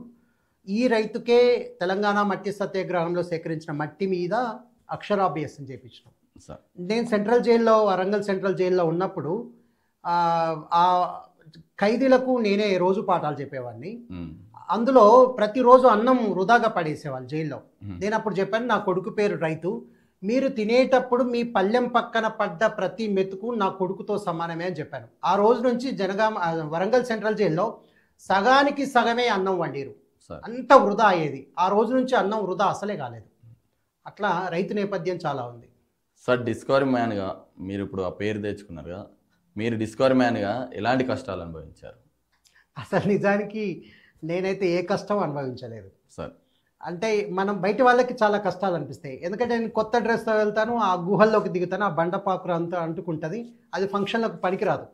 కానీ నన్ను పిలిచే వాళ్ళు మాత్రం నన్ను అట్లా చూడరు, నా బట్టలతో చూడరు. ఎంత మురికితో ఉన్నా వాళ్ళ దృష్టి నా బట్టల మీద పడదు కాబట్టి చాలా సేఫ్ సైడ్, అట్లా బట్టలు ఖరాబ్ అయ్యేది. తర్వాత మొత్తం ముళ్ళు ఇరుక్కుపోయి ఉంటాయి అంత పట్టి. ఒకసారి కొత్త డ్రెస్ వేసుకొని వెళ్ళాను, పాయింట్ డ్రెస్, నేను చాలా కాస్ట్ పెట్టుకున్న డ్రెస్ అది. మొదటి రోజే ఒక ఊరికి వెళ్ళిన, మొత్తం డ్రెస్ మొత్తం అవి అంటుకొని ఉన్నాయి. దాదాపు 6 నెలలు పట్టింది. ఆ ఒక్కొక్కటి తీసాను. నాకు ఆ డ్రెస్ అంటే చాలా నచ్చిన డ్రెస్. ఒక్కొక్కటి తీసాను, 6 నెలలు పట్టింది. అంత తర్వాత షూకు ముళ్ళు గుచ్చి అవి పాదాలకు కూడా గుచ్చుతాయి. ఎంత పీకినా రానటువంటి అట్లాంటివి ఉంటాయి. చాలాసార్లు నేను ఫేస్ చేసింది ఏంటంటే, ఒక కొండ గుర్తుగా పెట్టుకొని ఒక బైక్ అక్కడ పెడతాను. ఇక నేను ఇక్కడికే వస్తా, బైక్ ఇక్కడే ఉంటుంది, ఒక్కడనే వెళ్తాను కాబట్టి అలా వెళ్ళి ఆ కొండ ఎక్కి ఎటో దిగుతాను. ఇంకా ఆ బైక్ కనిపించదు. అట్లా తిరిగి ఒక అరగంట పడుతుంది. తిరిగి మళ్ళీ బైక్ కనుక్కొని రావాలి. చాలాసార్లు వాటర్ దొరకదు. ఇక్కడ డ్రై గొంతుతోనే పైకి ఎక్కుతాము, డ్రై గొంతుతో దిగుతాము. ఒక్కొక్కసారి సిద్ధంకి గుట్టకి వెళ్ళినాం. సిద్ధంకి గుట్టకి వెళ్ళినప్పుడు నేను ఒక్కడనే వెళ్ళినప్పుడు కొన్ని చూశాను. మళ్ళీ దిగినప్పుడు ఒక పశువుల కాపరి వచ్చి, లేదు సార్ ఇది అక్కడ ఉంటుంది అన్నారు. మళ్ళీ ఆయన కోసం వెళ్ళాను. మళ్ళీ దిగినాక ఇంకొక ఫార్మర్ ఇంకొకటి చెప్పాడు. మళ్ళీ అంటే అదే సిద్ధంకి గుట్టను ఒక రోజులో 4 సార్లు ఎక్కాను. తర్వాత కొండలపై నుంచి చాలాసార్లు కింద పడతాము. ఫోన్ కూడా కింద పడుతుంది. నా గ్లాసెస్ ఎన్నిసార్లు పోయినాయో. ఇక్కడ జనగాంలో ఒక సీల్ ఏదో ఉంటుంది, ఒక ఆప్టికల్ షాపు. నాకు అతి తక్కువ రేటుతోనే అద్దాలు ఇస్తాడు. ఇప్పుడు మొన్న కూడా చుంచనకోట డిస్కవరీలో మంచి కాస్ట్లీ అద్దాలు పోయినాయి. అట్లా అద్దాలు పోతాయి. ఇట్లా చాలా కష్టాలు. ఫోన్ పోతుంది. కానీ లక్కీగా ఏంటంటే భారీ యాక్సిడెంట్లు జరిగినాయి. ఒకసారి పురావస్తు శాఖ వాళ్ళు కళ్యాణ్కి వచ్చారు. కళ్యాణ్కి వచ్చినప్పుడు అవతల నుంచి మేము బైక్ సింగిల్ రోడ్డు. యాక్చువల్గా నేను రాంగ్ రూట్లో వెళ్తున్నా, వాళ్ళు రైట్ రూట్లో వస్తున్నారు. వచ్చినప్పుడు ఏమైంది, నేను వాళ్ళకి లెఫ్ట్ రూట్ ఇవ్వాలి, వాళ్ళు రైట్ రూట్లో ఉన్నారు. నేను దిగిన, సడన్గా ఆ అబ్బాయి కూడా దిగిండు. ఇద్దరం కలిసి నా రైట్ రూట్లోకి వచ్చి ఇద్దరం గుద్దుకున్నాం. పెద్ద యాక్సిడెంట్. నా బండి హ్యాండిల్ మొత్తం వంకర పోయింది. అది తర్వాత సెకండ్ యాక్సిడెంట్ తిమ్మాపూర్లో జరిగింది. పెద్ద యాక్సిడెంట్. ఒకసారి సామ్రాజ్ యాదగిరి దర్గా నాయక్తో ఇంటర్వ్యూ తీసుకున్నప్పుడు వచ్చినప్పుడు పెద్ద యాక్సిడెంట్ అయింది. అట్లా ఒక 3-4 భారీ యాక్సిడెంట్లు జరిగినాయి. లాస్ట్ యాక్సిడెంట్ గవర్నమెంట్ హాస్పిటల్ ముందు జరిగింది. ఆటో వచ్చి మొత్తం గుద్దిండు, మొత్తం బండి పొప్పైంది. అట్లా 4 యాక్సిడెంట్లు అయినాయి. ఇప్పుడు కొత్త బండి మార్చు. ఇట్లా చాలా కష్టాలు ఉంటాయి. ఇంట్లో ఏం చెప్పం ఇవి, ఎందుకంటే అవసరమా నీకు ఇవి, పోవడం అవసరమా అని చెప్తారు. ఈ నైబర్స్ ఎట్లా అంటే వాళ్ళంతే ఏమన్నా కాలు ఇరిగితే ఎవరికి బాధ అని ఇట్లా నెగటివ్స్ చెప్తారు. అందుకే డబ్బులు రాని పని ఏది చేసినా ఇంట్లో ఒప్పుకోరు, ఇంటి పక్క వాళ్ళు ఒప్పుకోరు, బయట వాళ్ళు ఒప్పుకోరు. ఇంకా చాలా దూరంగా ఉన్న వాళ్ళు దీని మీద బాగా డబ్బులు వస్తాయని అనుకుంటారు. ఆయన బాగా 4 రాళ్ళు సంపాదించే ఉంటాడంటే నేను చాలామందికి చెప్తాను, అవును నేను 4 రాళ్ళు సంపాదించిన, మా బంగ్లా మీదకి వస్తే 4 రాళ్ళు ఏంది 4000 రాళ్ళు కనిపిస్తాయి అని చెప్తాను. అంటే ఇట్లాంటి కష్టాలు అయితే ఉంటాయి. తర్వాత సపోర్ట్ చేయరు. ఆ ఊరికి వెళ్ళినప్పుడు ఎవరు గైడ్గా రారు. ఇక మొండిగా అట్లా వెళ్ళి రీసెర్చ్ చేసుకోవడమే. చీకటి అవుతుంది, రోడ్లు సరిగ్గా ఉండవు, మళ్ళీ ఇన్ టైంలో ఇంటికి రావాలి. మళ్ళీ నా డ్యూటీ ఉంటుంది కదా, నా కాలేజ్ డ్యూటీ. నేను ఎప్పుడు దుమ్మాలు కొట్టి పోయింది లేదు, సెలవులు పెట్టి పోయింది లేదు. నేను ఆన్ డ్యూటీలో వెళ్ళినప్పుడు కొంత ముగించుకొని ఆ 1 hour half an hour space ఉంటే అట్లా రీసెర్చ్కి వెళ్ళి ఆన్ డ్యూటీలో ఆ రోజు మాత్రం లేట్గా ఇంటికి రావడం. ఇట్లా వెళ్ళినప్పుడు ఖచ్చితంగా డిస్కవరీ అయితే చేస్తాను. ఇప్పుడు మా అబ్బాయి కాన్పూర్లో చదువుతున్నాడు, ఎయిర్పోర్ట్కి వెళ్ళాలి. ఎయిర్పోర్ట్కి వెళ్ళినప్పుడు ఆ డే అంతా ఉంటుంది. హైదరాబాద్లో ఉన్న నా మిత్రులకు ఫోన్ చేస్తాను, ఈ టైం వరకు ఫ్రీ ఉంటాను. అట్లా నేను పార్సీగుట్ట చూశాను. చాలా హైదరాబాద్లో ఉన్న డిస్కవరీ అంతా ఆ స్పేస్లోనే. అట్లా ఎక్కడికి వెళ్ళినా ఆన్ డ్యూటీ ఆఫ్ డ్యూటీలో ఈ డిస్కవరీ అయితే ఉంటుంది. ఎంట్రన్స్ ఎగ్జామ్స్ రాసినప్పుడు ఆ దగ్గర ఉన్న గుట్టలు, అట్లా ఎన్ఐటి నిట్ ఎగ్జామ్ రాసినప్పుడు, మెయిన్స్ రాసినప్పుడు, ఏవి రాసినా అట్లా వెళ్ళుకొని మా మిస్సెస్ ఎగ్జామ్స్ రాయడానికి ఎంట్రన్స్ రాసినప్పుడు అక్కడ ఎగ్జామ్ సెంటర్ అంటే ఒక 3-4 గంటలు టైం పక్కన అట్లా కవర్ చేస్తాను. అట్లనే ఇవన్నీ చూసినవి. ఒక గ్రామం గురించి మీరు ఎలా రీసెర్చ్ చేస్తారు సార్? ఎట్లా అంటే నేను ఆ గ్రామంలోకి వెళ్ళి ఆ రచ్చబండ దగ్గర వృద్ధులు వాళ్ళు కూర్చుంటారు, వాళ్ళని అడుగుతాను అనమాట. మీ ఊర్లో ఏ చెరువులు ఉన్నాయి, ఏం గుట్టలు ఉన్నాయి, ఒక ప్రవాహం వాగుపోతుందా, ఏదైనా నది పోతుందా, పాటిగడ్డ ఉందా, రాకాసి గుళ్ళు ఉన్నాయా, ఇట్లా ఏమన్నా నిలువురాళ్ళు ఇట్లా పాతినట్టున్నాయా, ఇట్లా అడుగుతూ ఉంటాను. దిగంబరంగా ఏమైనా విగ్రహాలు ఉన్నాయా, ఏదైనా బండకు చెక్కినట్టుగా కానీ రాసినట్టుగా కానీ ఉన్నాయా, అట్లా అన్ని పదే ప్రశ్నలు అడిగినప్పుడు ఎవరో ఒకరుకి సింక్ అవుతుంది ఆన్సర్. అప్పుడు అక్కడ నుంచి నేను మొదలు పెడతాను. మీలో ఎవరైనా రాగలుగుతారా, మళ్ళీ నేను ఇక్కడ డ్రాప్ చేస్తా, ఈ ఒక్కటి చూపియండి చాలు. అట్లా నేను ఆ ఊరిలో వెళ్ళి అట్లా ఆ ఊరి చరిత్ర అంతా తెలుసుకుంటాను. అయితే వాళ్ళు చాలా మంది మా ఊరికి ఏ చరిత్ర లేదు, ఆ కొలన్పాకకు పోండి, దగ్గర ఏది హిస్టారికల్ ప్లేస్ ఉంటుందో అదే చెప్తారు, మా ఊరికి ఏది లేదని చెప్తారు. కానీ అదే ఊరికి అద్భుతమైన చరిత్ర ఉందని వాళ్ళకి మళ్ళీ తర్వాత తెలుసుకుంటారు. వాళ్ళు చాలాసార్లు అంటారు, ఇంత గొప్ప చరిత్ర మాకు ఉందా సార్ అని. ఇప్పుడు రీసెంట్గా చుంచనకోట వెళ్ళినప్పుడు ఒక అబ్బాయిని పైకి తీసుకెళ్ళాం. అబ్బాయి రానన్నాడు, నేను రోజు ఎక్కుతాను, ఏ నెల మీద ఏం లేవు అంటాడు. వాడికి ఎద్దుల చిత్రాలు, జింకల చిత్రాలు చూపించేసరికి పరేషాన్ అయ్యాడు. అయ్యో సార్, మేము ఎవరు చెప్పలేదు ఇవన్నీ ఇన్ని ఉన్నాయా సార్ అని. అంటే ఇట్లా ఆ ఊరి చరిత్ర అట్లా తెలుసుకుంటాం. అంటే మీ ఇంట్లో మీ అబ్బాయికి రైతు అని పేరు పెట్టారు సార్, ఆ పేరు పెట్టడానికి కారణం ఏంటి? అది మాది వ్యవసాయ కుటుంబం. సార్ తాత మంచి కాపు, పంట కాపు, పంటలు వేసేవాడు. ఓకే. మా తాత గురించిన జానపదులు కథలు చెప్పేవాళ్ళు, బుర్ర కథలు చెప్పేవాళ్ళు తాత గొప్పతనం గురించి. సార్ ఆ మొదటి ఎడ్ల బండి పంట పొలం నుంచి ఇంటికి వచ్చినప్పుడు ఖాళీ అయిపోతుందంట. అందరికీ ఆ బండయ్య పటేల్ అంటారు. ఆయన ఫస్ట్ బండి వచ్చిందంటే ఊళ్ళోకి తెలుస్తుంది బండయ్య పటేల్ బండి వస్తుంది అని. అంటే ఆ దారి పొడుగున అందరికి ఇట్లా పెట్టుకుంటూ వచ్చేస్తాడు. అదే గుణం నాన్నకు వచ్చింది. ఇక మేము అట్లా దానం చేసే స్థితిలలో ఇక ఆ రోజులు పోయినాయి. ఇప్పుడు దానం అడిగే స్థితిలో కూడా వాళ్ళు ఎవరు లేరనుకోండి.